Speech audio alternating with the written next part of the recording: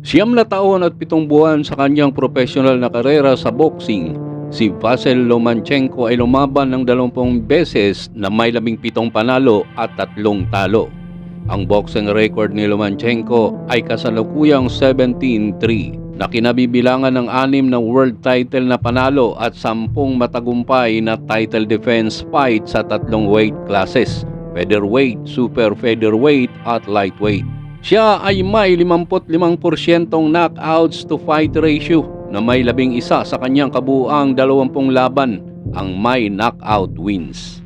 Siyam sa mga ito ay ang title fights. Si Lomachenko ay hindi kailanman natalo sa pamamagitan ng knockout. Si Lomachenko ay susunod na nakatakdang labanan si George Kambosos Jr. sa May 12, 2024 sa Rock Arena, Perth, Western Australia, Australia. Si Lomachenko ay lalaban para sa lightweight IBF vacant title. Ang ilan sa pinakamahuhusay na laban at kapansin-pansing mga tagumpay ni Lomachenko ay kinabibilangan ng mga panalo laban kina Guillermo Rigondeaux, George Linares, Roman Martinez, Nicholas Walters, Luke Campbell, Jose Pedraza at Anthony Crolla.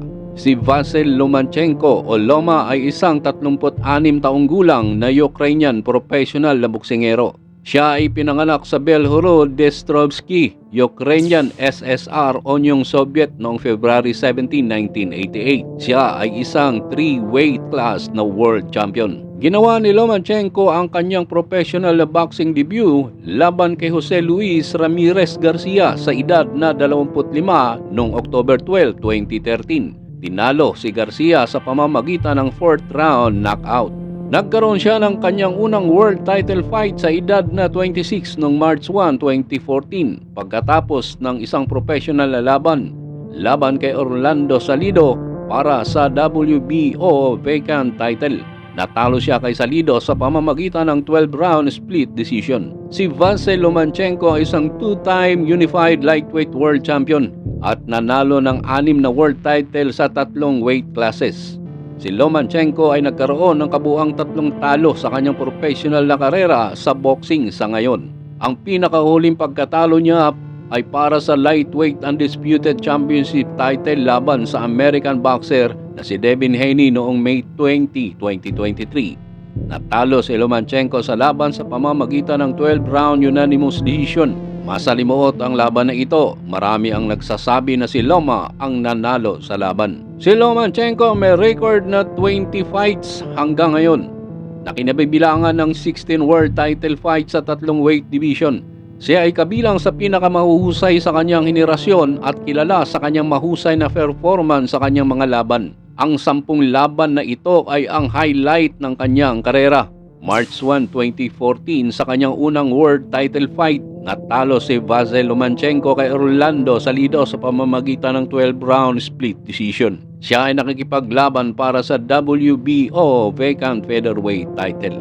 June 21, 2014, nanalo si Lomachenko ng WBO featherweight title mula kay Gary Russell Jr.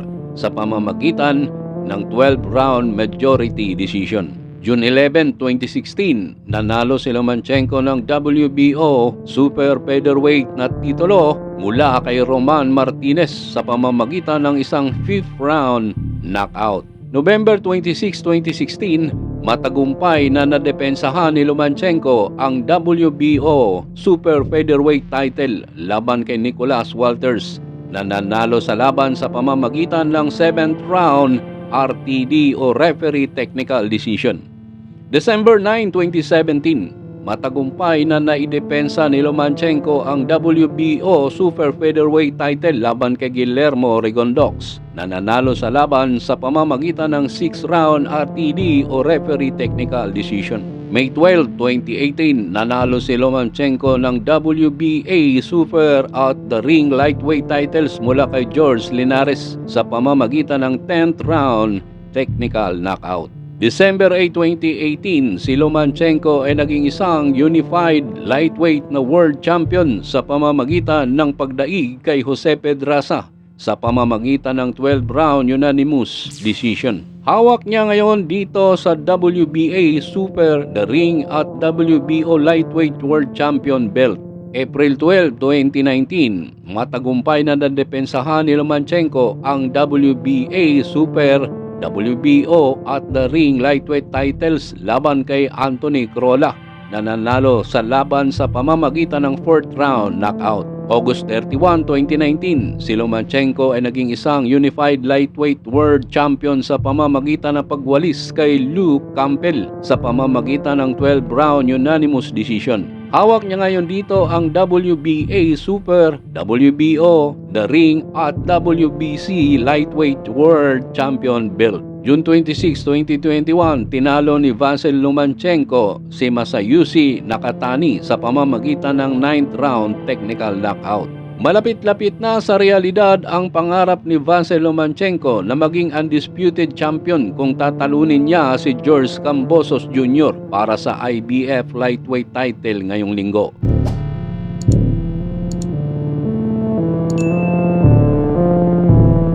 Si Lomachenko, isang 2 beses na kampiyon sa Olympic, ay hindi nakamit ang kanyang pangarap sa huling pagkakataon sa isang kontrobersyal na pagkatalo kay Devin Haney, kung saan marami ang naniniwala na ang kanyang kamay ang dapat na itinaas.